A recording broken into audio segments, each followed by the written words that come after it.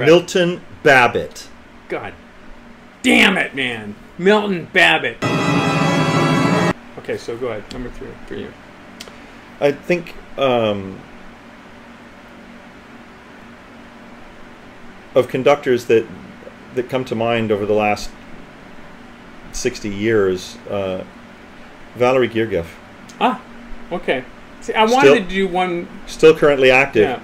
And I tell you, I mean, I've known the opera Kovanshina for a long time. Mm-hmm. You know, I mean, you used to have an old Melodia recording of it from Russia, and it was interesting. And but I was able, I actually got to hear him conduct it in London when the Kirov came on their first summer tour in the late 1990s. I think it was right around 2000. Okay. They came to London, and they brought Kovanshina, Mazepa, Semyon Kotko, and War and Peace.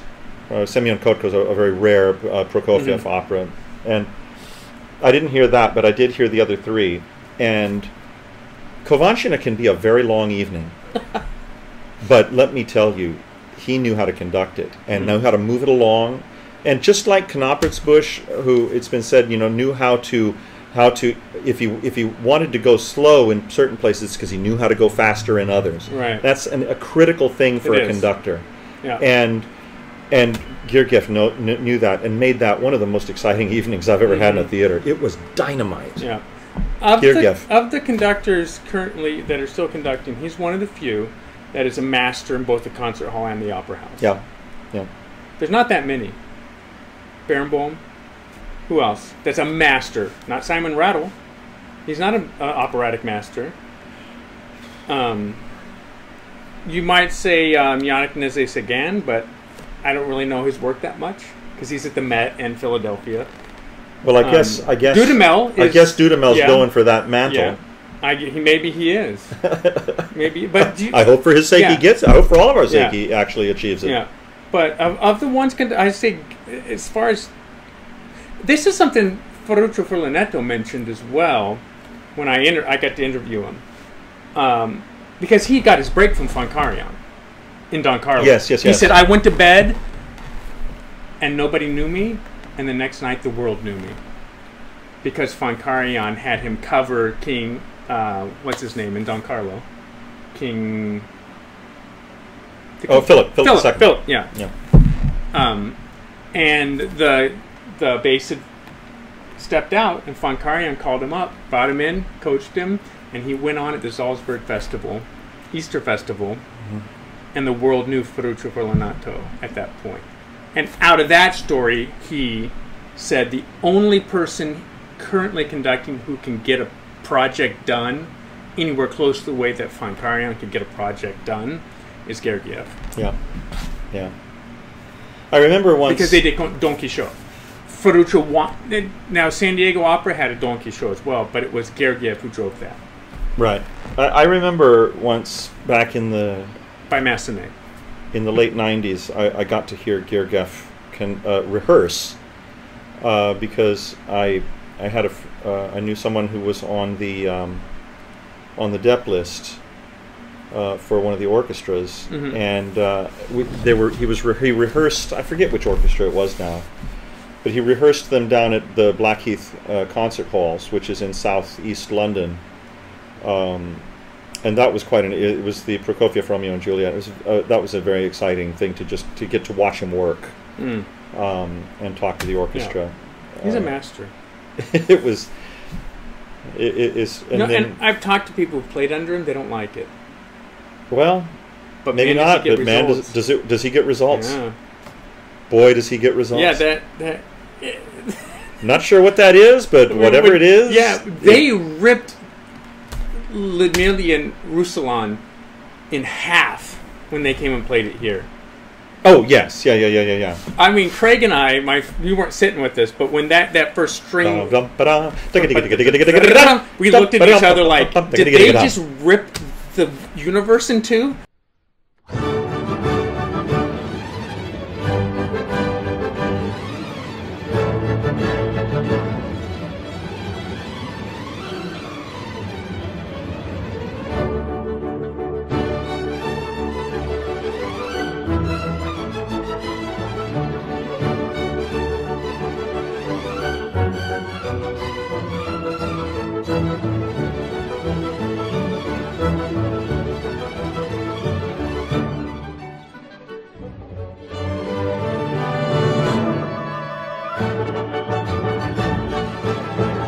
Yeah. Because it was so, oh man, it was thrilling.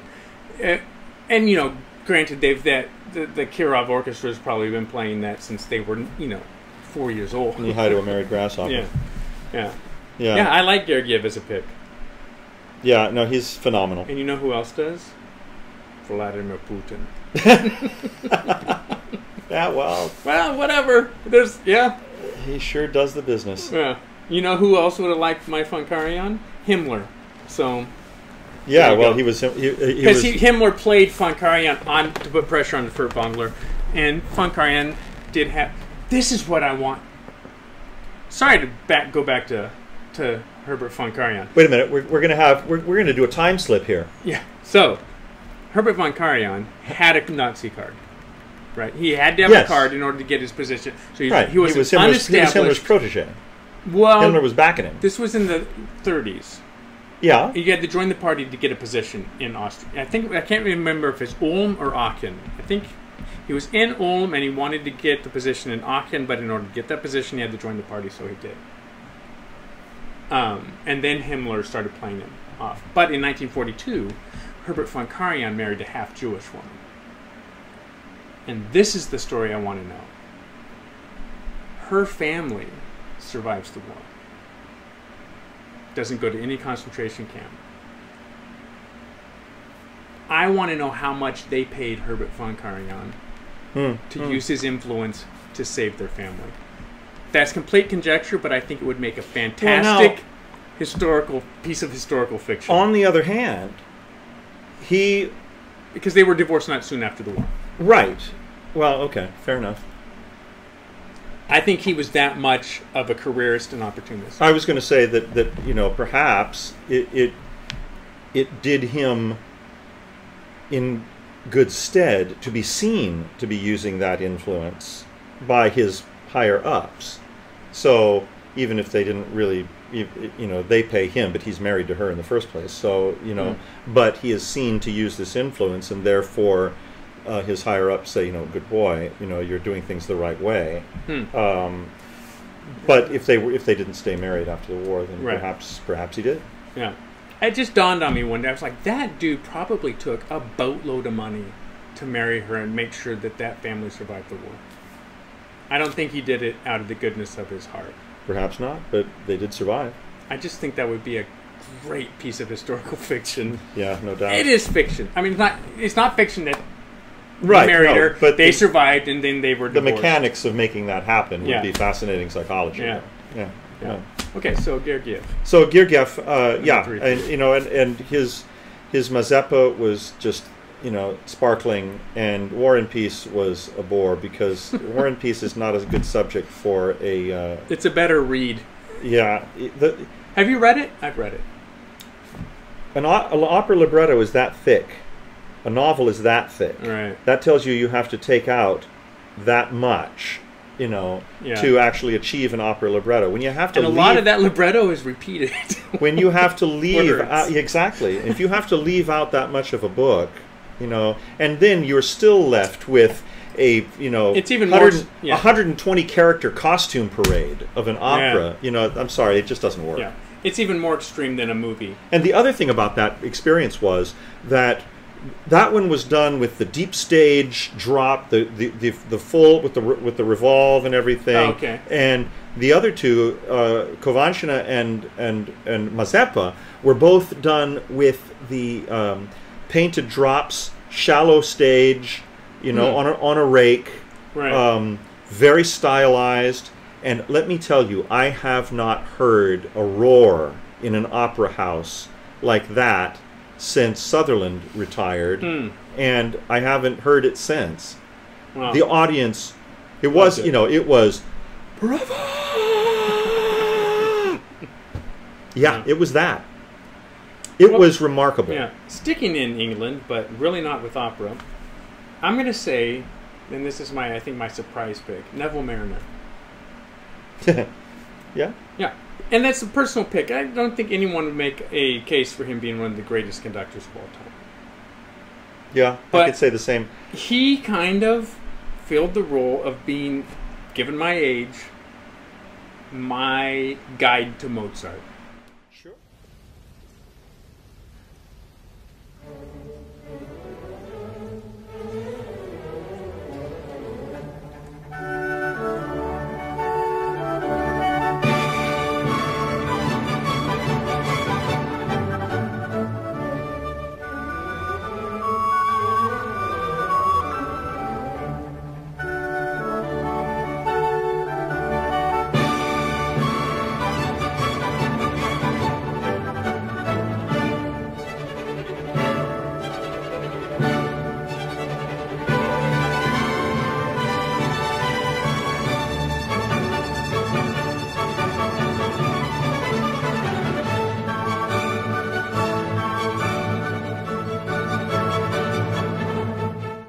Sure. He was a lot of people's guide to Mozart. Yeah. And he did a beautiful job of it. Yes, he did. Yeah. And when it came, because it found that balance between the extreme period instrument and von Karajan conducting Mozart. Yeah. Which it actually isn't as bad as you might think. Yeah. But Neville Mariner was reliable to me. I could listen to his Mozart Requiem on Phillips with Sylvia McNair and I can't remember the tenor, Ariza, I believe, and just Francisco Ariza. Yeah, there were just no challenges to maybe that's a negative against him, but it was just always easy to listen to Mozart when it was Neville Mariner. Well, one shouldn't strain against Mozart, and when one does, then it's inevitably distressing as well, because one of the whole aspects of Mozart's music is that it slips effortlessly past the listener and reveals itself and makes its arguments and casts its rivulets spinning and then finds its way back to the main channel with such effortlessness. Yeah. It's very, it's complicated, and Mozart's vocalism can be quite poundy sometimes, but you've got to make it sound easy, and when people do, that's when they're accomplishing Mozart. Yeah, I got into a little Facebook exchange about Mozart. I told the people in this pretentious lovers of classical music, something like that's the name of the group, and I was reading some of the comments, and there was this theme of Mozart not being Mozart, like that he was, not a great conductor or composer. And so I put a post up there. Oh, I think I saw this. Yeah, something to the effect of, you're free not to like Mozart, but it's probably best to keep the reasons to yourself so as not to expose yourself as a world-class Philistine. Yeah. And so there was some comments, and, they were like, oh, his music isn't complex enough, was one. I was like, okay, well, no one performed his oboe concerto for 30 years after the oboist it was written for died, because none of the oboists could play it. So what, you mean, do you so I said, and complex music doesn't mean it's good. Yeah, I mean, Milton Babbitt. Right. Milton Babbitt. God damn it, man. Milton Babbitt. Milton effing Babbitt. I know nothing about it. You look him up.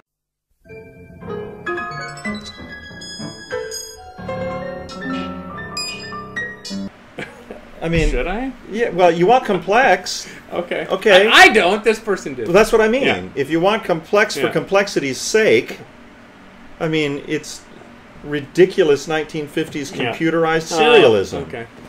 I mean, serial cubes and things like that. It's just absurdity.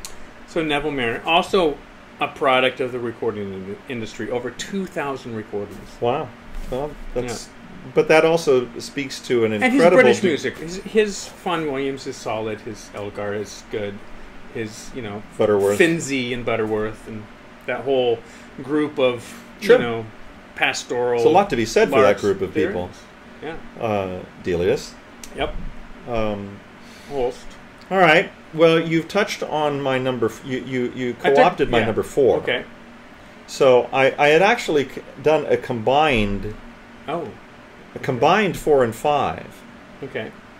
And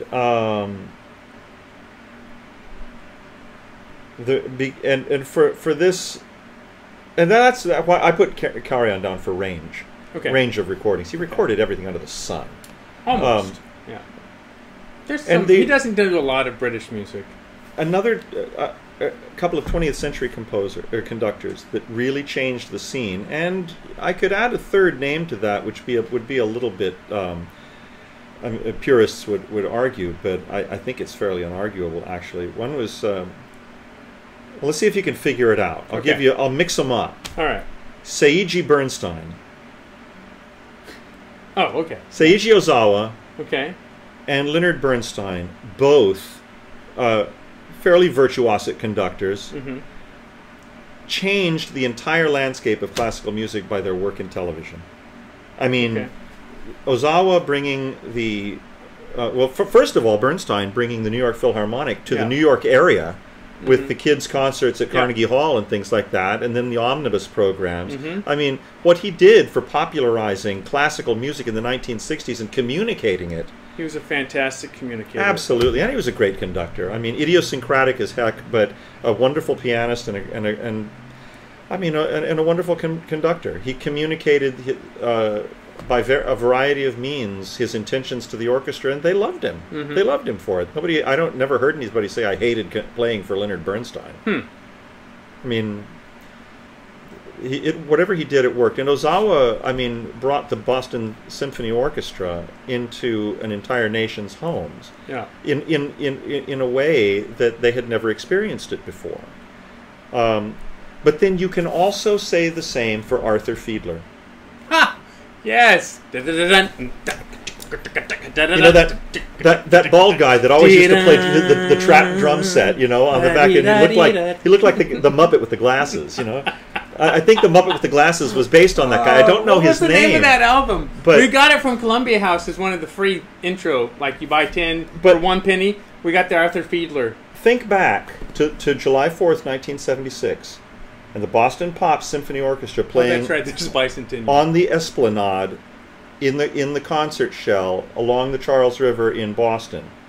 And Arthur Fiedler comes to this little old man with a mustache who didn't even like children, you know. Okay. But more kids heard his recording of the Nutcracker than any other recording in the country. Yeah, I never worked with kids and dogs. Go away, kid, you bother me.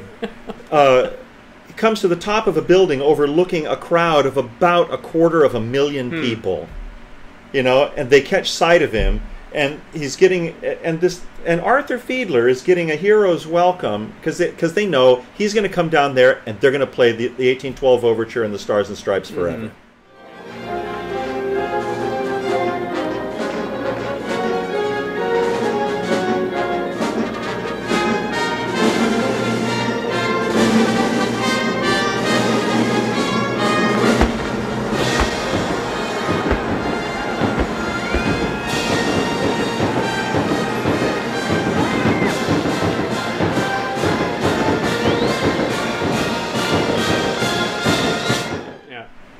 That is a service to music. It's a service to classical music, and it's a career that, I mean, he conducted a hell of a lot of serious classical music and recorded it and sold a lot of it. Otherwise, they wouldn't have kept recording him. Right.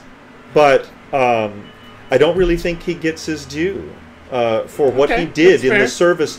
Right. What he did in the service of classical music and its popularization is right up there. What probably surpasses Bernstein. It might. Yeah. So, yeah, it's hard to put him in context, but it was a big deal. He was a capable conductor who had a hell of a range and brought classical music in a serious environment to a hell of a lot of people. So all hail Arthur Fiedler. So I did a combo as well. Oh, did you? I did, but my combo was around a composer. So my Bruckner combo is... Oh. Yes, you know one of them. Yes. Go ahead. No, let's not. Let's save him for the. Do your other one first. Okay, so my other.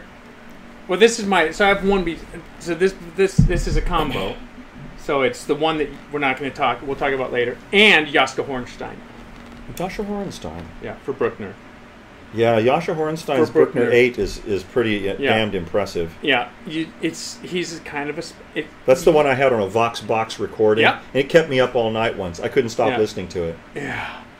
I wrote a whole paper listening to that, and then and then I had to keep listening. I had to put it on. I had to listen to it because that's like, this is just dynamite. And his Mahler ain't shabby either.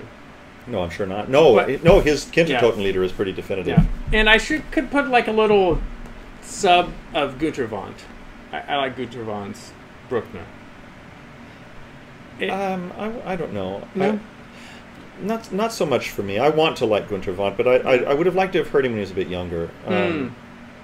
It's when I listen to Bruckner, a whole series of Bruckner recordings, and I figure Günter Wand into it, it's just not quite as dynamic as I'd like it to be. Yeah, like I said, he's over.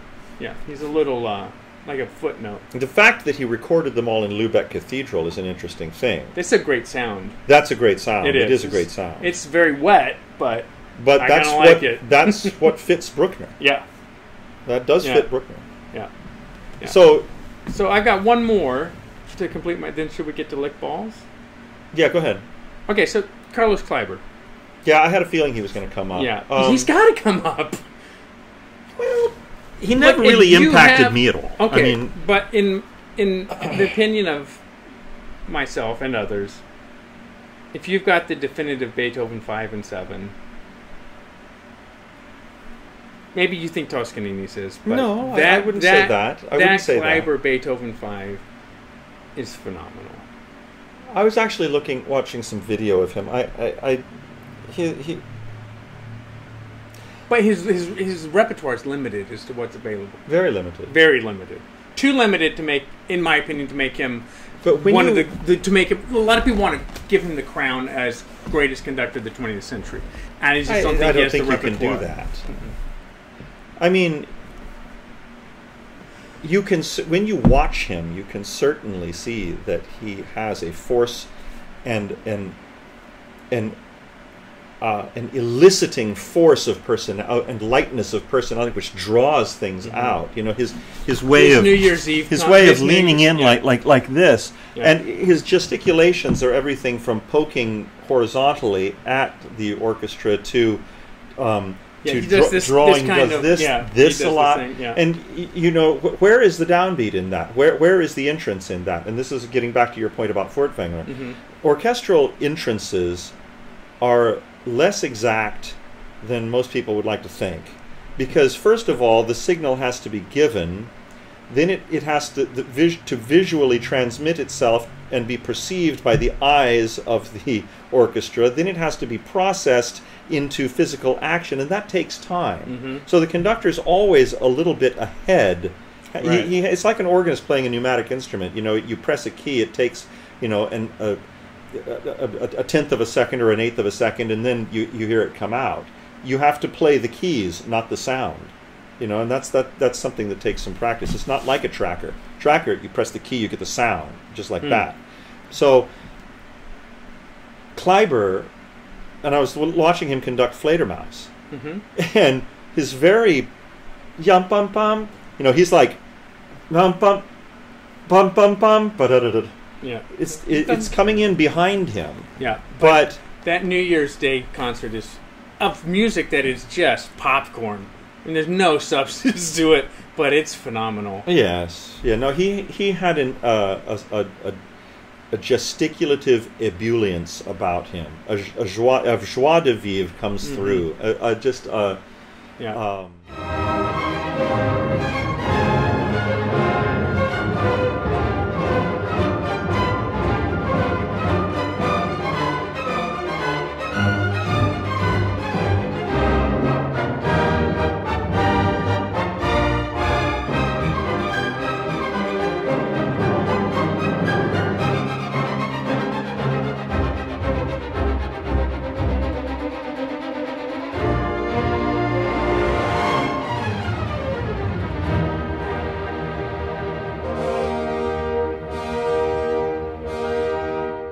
Traviata it's great. It's not the greatest cast. I'd say he was probably an example there, and I read this in reviews of, you know, his biographies and things, that is he a great conductor or is he a talented dilettante? Because he's the kind of guy that only conducts the things he likes. That's not a professional conducts what he's told to conduct. Right. You know what you have to conduct, and you sing what you have to sing, and you do what you have to do. But I'd almost rather hear people conduct what they want to conduct. I totally agree. Yeah. You know, I've never really made any bones about the fact that I'm a bad professional. Now, I'm not a great artist like a Kleiber or anybody else, but I do have a habit of turning up in the things that I really want to do, and I can't really help that. Yeah. But if that means that I perform with a degree of joy that I can't muster falsely, well, I'm not going to try and fake that. So who's your last great conductor? That was it. Yeah. Oh, Yeah. So I had Furtwängler, von Karajan, Neville Mariner, my combo, which was half of which is Hornstein, and what's the other and half? Carlos Kleiber. Well, the other half would be Celibidache. He licks balls.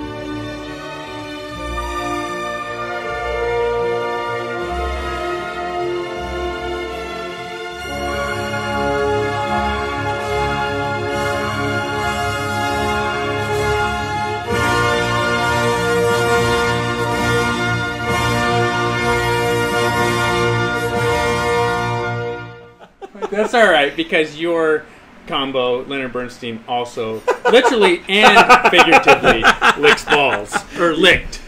Well, yes. There's no or so that. the rumors go. So the rumors go. Yes, there are rumors about Leonard Bernstein and balls are Mullerian. Yeah. Well, there we go. I'm just not a Celibidache fan. And I'm just not a Bernstein fan. Fair enough. Yeah. Fair enough. And I'm only a Celibidache. In the interviews, he says Celibidache, but then everyone says Celibidache. So who knows? I don't know. I say Genghis Khan or Genghis Khan. Some people say Genghis Khan. Right. I don't know. That's correct. Yeah. I only like him in Bruckner. See, so listening to his Bruckner 5 slow. To me was just really? it was so disconnected that it lost the impetus. It was too slow. It was just it works. The line fell apart. 4, 5, 7, and 8. I love with him. But then on the other hand, the recording that I was watching, the gravación that I was watching was from later in his career. He was quite white-haired at the time. Mm-hmm. So I don't know. Maybe. Right. But Celibidache falls into, and again, I think we may have touched on this before, but Celibidache loved, he insisted on an enormous amount of rehearsal. Mm-hmm. He loved to rehearse. And just like Kleiber. And Yevgeny Mravansky. Yeah. At the Leningrad Philharmonic. He would rehearse for 6 months and decide it was never going to be right, so he'd cancel the concert. Mind you, that's a way of staying alive in a Stalinist dictatorship. So, keep rehearsing. Just keep rehearsing. Right. But Knappertsbusch hated to rehearse. He just would do a cursory top and tail rehearsal, and that's it. It's like, I know it, you know it, let's do it. And that was the way he liked to be. Off the top of your head and finding some cursory criteria to apply to it, here's a list of conductors that I think is significant and who have influenced my music listening and my music appreciation. Both mentioned. What about Kusevitsky? What about Fritz Reiner? What about George Schell? What about Ernst Anserme? What about Stokowski? What about Leopold Stokowski? I mean, what about Adrian Bolt? Yeah. What about Adrian Bolt? Adrian Bolt has probably my favorite stick technique of any conductor. See, I thought he was going to be on your list. And my friend, a friend of mine in England, put this on his. Actually, put that clip of Adrian Bolt, explaining his technique. You know and who's how a forgotten conductor? Oh, sorry. I was going to say recently he and I had the same conversation, and. It's kind of ironic because Bolt said he was a very lazy conductor, and he talked about how a lot of conductors are very stiff in the wrist and they conduct from the elbow, and he was like, you can do it all with the stick right between your front fingers, and then if you want to, you can bring the wrist into it and for a slashing motion. It's like, you don't have to work any harder than he absolutely had to. Yeah. But his control over that stick, which he learned from Artur Nikisch as well. He liked the big stick too. Yes, very, very big stick. Yeah. But it's funny because Colin Davis, who you mentioned earlier, is quoted as saying, "Yes, I remember Adrian Bolt saying to me, he said, you're working too hard, my boy. You've got to use the stick. You've got to squirt the juice over the orchestra from the stick." So Colin Davis knew what he was talking about. Right. There are any number of conductors that that could be mentioned in this. I mean, there's so many. This is just a cursory. We need to do this again, and have 5 different conductors that we haven't mentioned, and why we would, why we would include them. I mean, look at some of the conductors. Just some of the secondary conductors at the Met who were like Wilfrid Pelletier and Artur Bordansky. Bordansky was a very influential conductor, and he appears on some major recordings. We didn't mention George Zell or Eugene Ormandy. I did mention Schell at the Ormandy again. Yes. Well, I mean I mentioned Reiner and Schell and Ansermet and Ormandy. Yeah. And the Philadelphia Sound. I mean, it's easy to take that rank of conductor for granted. Well, they're just great. They're just great. That's what they do, isn't it? They're great conductors, and they are. Yeah. But what we should do is go, like for instance, I remember I'm trying to remember if it was a book or a recording that I came up with once, and it had an obituary for Ernst Ansermet in it, who had, I believe, if I'm not much mistaken, Ansermet conducted the San Francisco Symphony for a while, and it was he did, and I believe it might have been out of the San Francisco Chronicle, but it mentioned the fact that Ansermet was one of the last conductors, and this was so it was from the middle 1960s, whenever he died, late 50s or middle 60s when he passed away. They pointed out Ansermet at that point was one of the last conductors who arranged the first and violins on opposite sides of the stage, according to Beethoven's stage directions, because he wrote them in stereophonic opposition to each other. The first and second. The first and seconds. Okay. Now, and when you go to your local symphony and you hear the Beethoven 1 or 2 or 3, you'll hear a lot of them this year and next. And you look where the second violins are. Is it firsts, seconds, violas, cellos, basses, or is it firsts, seconds, violas, cellos, basses? Because there's a reason for having the first and seconds. Beethoven was writing in stereo. He was writing for this side and then this side and then this side and then this. And if you put them both on the same side, you don't get that. Right. So, I mean, it's things like that get overlooked in the observance of conductors that we take for granted. They're just great. I mean, he was a great conductor, wasn't he? Yeah, he's great.